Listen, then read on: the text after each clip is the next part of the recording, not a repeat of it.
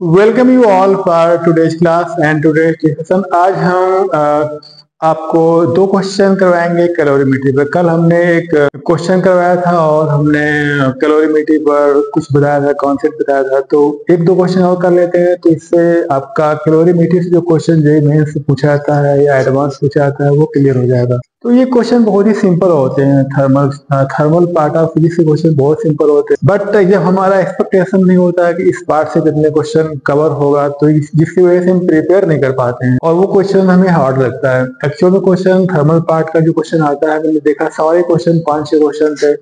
They are very easy question. That's why I want to cover. सबसे पहले मैं thermal part, फिर हम फ्लूइड मैकेनिक्स का पार्ट कवर करेंगे, waves and oscillations and mechanics का Newton laws of motion and optics, all topic I will cover. But before the start of the second session of the JEE Mains, frankly speaking हम सारा तो नहीं cover कर पाए, लेकिन thermal part जो important जो इजी पार्ट होता है maximum I will try to cover in this remaining time around 40 days. तो ये आपके लिए काफी बेनिफिशियल होगा and I will also suggest you that you should remain cool, because जो मिस्टेक, जो इजी क्वेश्चन में जो मिस्टेक होती है, एक दो क्वेश्चन की वजह से जो रैंक काफी कम भी हो सकती है, काफी अच्छी हो सकती है। एक दो क्वेश्चन जब बॉर्डर लाइन पे पहुंचते हैं तो एक क्वेश्चन से जो परसेंटाइल स्कोर होता है 4-5 बढ़ जाता है। तो यू शुड रिमेन कूल। तो आज हम क्वेश्चन करवाएंगे, एक दो क्वेश्चन करवाएंगे। These are very easy question. पहला क्वेश्चन है, देखिए, I would like to dictate it.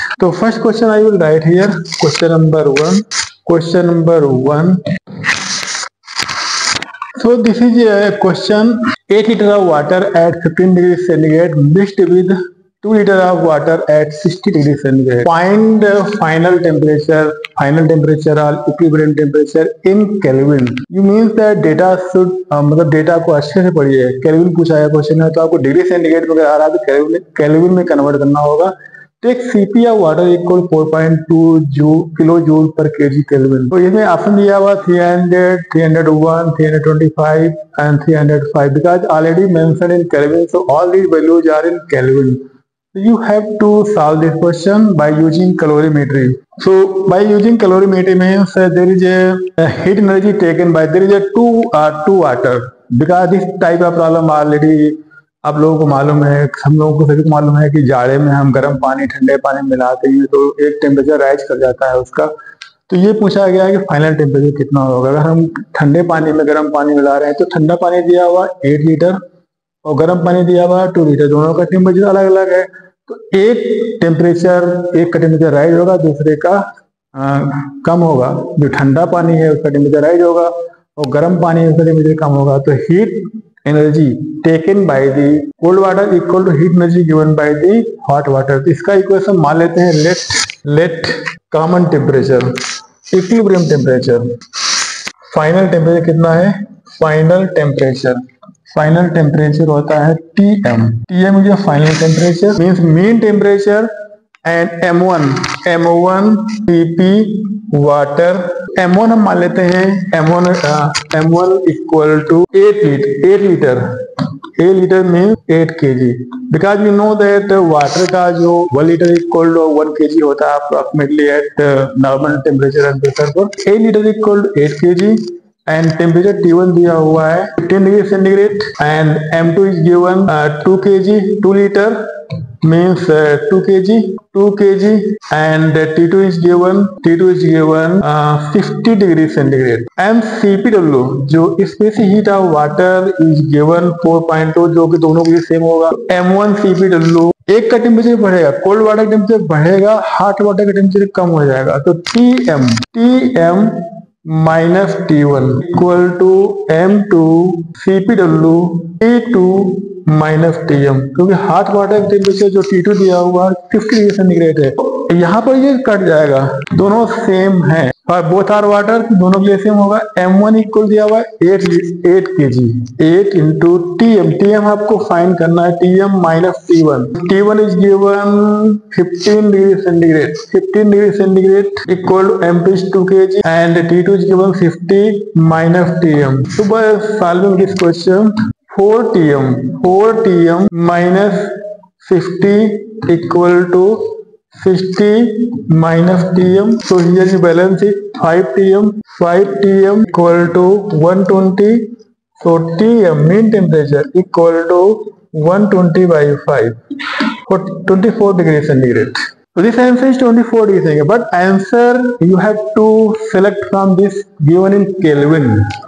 So convert into Kelvin. 224 plus 273 equal to 297. I think one option we have to put here 297. That will be equal to 297. 297 Kelvin, because exact answer is 297 Kelvin. So here you can see answer is 297. This is your simplest question, but if you don't know what is the problem of mixing में क्या होता है, this is very simple question of the calorimetry and solving. इस तरह के question solve करने के लिए आपको ध्यान देना होगा कि डेटा जो क्वेश्चन डेटा किस फॉर्म में दिया हुआ है और आंसर किस फॉर्म में पूछा गया। आंसर पूछा गया केल्विन में, तो आपको जो आंसर आया उसको केल्विन में कन्वर्ट करना पड़ेगा। Now we see another question. एक हम दूसरा क्वेश्चन सॉल्व करते हैं जो थोड़ा सा इससे अच्छा क्वेश्चन, जो कि इसमें kinetic energy, potential energy and calorimetry दोनों को इन्वॉल्व किया गया है। ये क्वेश्चन थोड़ा सा ज्यादा अच्छा बनेगा। तो let us solve another question. Question number 2. Again I will dictate this question on the board. This is very simple method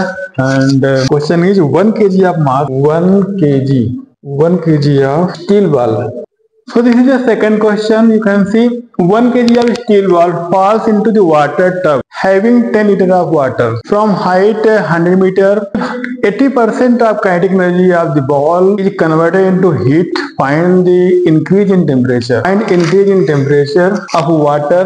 Initial temperature of water is given 20 degrees centigrade. Specific heat of the water at constant pressure is given 4.2 kilojoule per kg Kelvin. And CP, specific heat of the steel ball, is given 0.5 kilojoule per kg Kelvin. And options are given 19 degrees centigrade, 39 degree centigrade, 49 degree centigrade, 59 degree centigrade. तो यहाँ पर question आसान हो सकता है, थोड़ा सा medium question है ये, तो ये क्वेश्चन आसान हो सकता है। लेकिन यहाँ पर देखना rise in temperature, increase in temperature, मतलब पहले कितना था और बाल गिरने के बाद टेम्परेचर कितना होता है, दोनों का डिफरेंस पूछा जा रहा है इसमें। फाइनल टेम्परेचर नहीं पूछ रहा है। अगर फाइनल टेम्परेचर को अगर आप निकालेंगे तो मिस्टेक हो जाएगी। यहाँ पर इंक्रीज इन टेम्परेचर, इनिशियल 20 से कितना राइज हो रहा है वो आपको निकालना है। तो ये क्वेश्चन का है। इसमें पहले आपको देखिए kinetic energy, potential energy, everything involve here and calorimetry दोनों को कंबाइन किया गया क्वेश्चन में। काइनेटिक एनर्जी पहले हाई पोटेंशियल से नीचे गिरेगा तो potential energy converted into kinetic energy and then kinetic energy converted into heat energy. Because इसमें कहा गया 80% जो काइनेटिक एनर्जी हीट में कन्वर्ट हो रही है जब बाल नीचे टब में गिरेगा। 80% एनर्जी आप निकाल के उसको Q equal to mf delta T कर देंगे तो क्वेश्चन आ जाएगा आसानी से। तो let us solve this question. So this is the problem we have to first, because यहाँ पर कोई बॉल रखा हुआ है, दिस इज ए हाइट और यहाँ से बॉल नीचे गिराया गया है। Ball is falling from here and there is a tub, यहाँ पर वाटर रखा हुआ है, बॉल नीचे आ रहा है, यहाँ से बॉल नीचे गिरेगा, यहाँ पर आ रहा है। ये जो हाइट दिया हुआ है यहाँ से दिया हुआ 100 मीटर, तो ये 100 metre.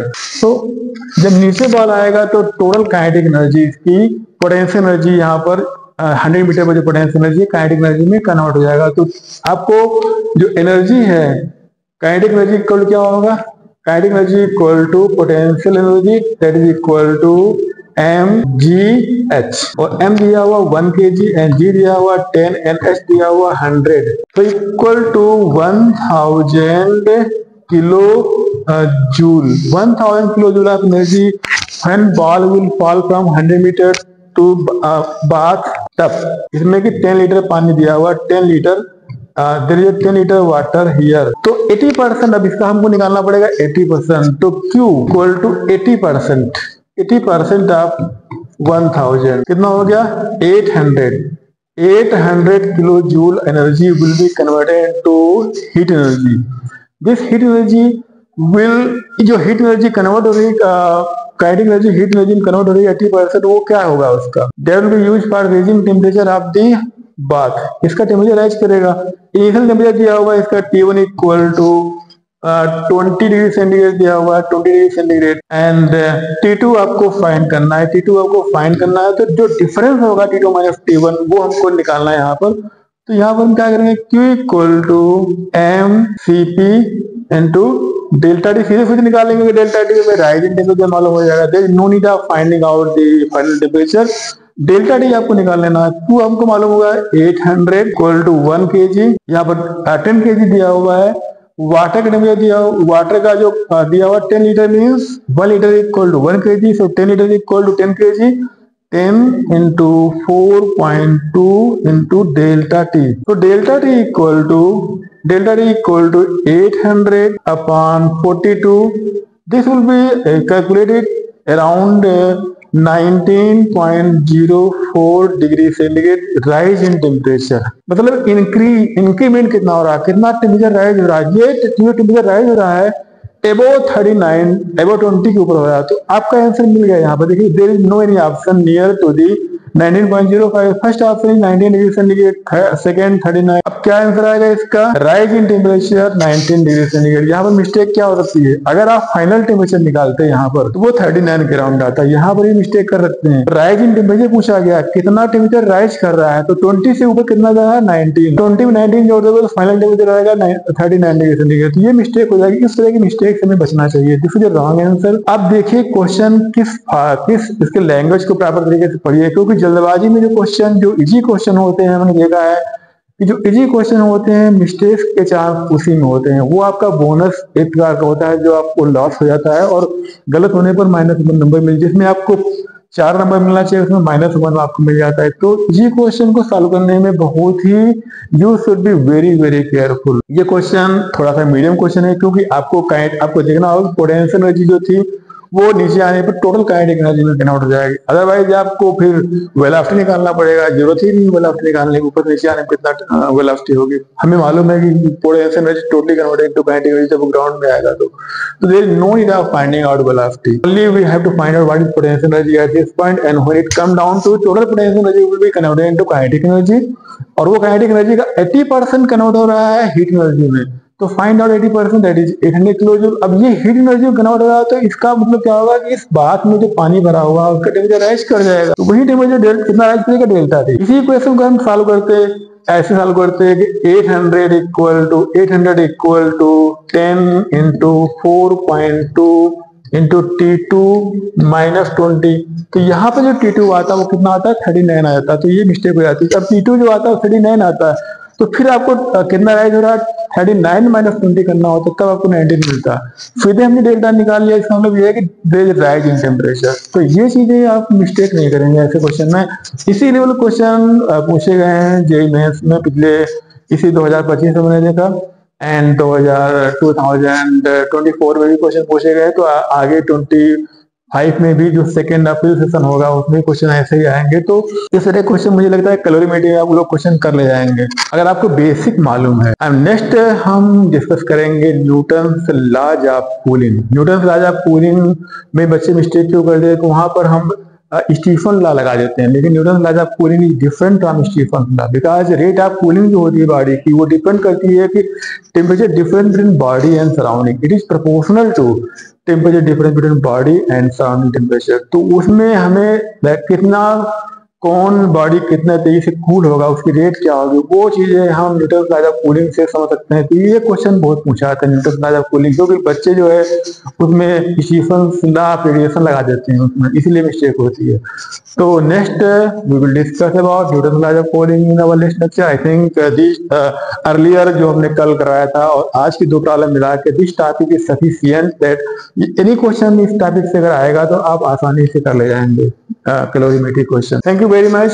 This was a very short lecture, just complimentary of our strategy lecture.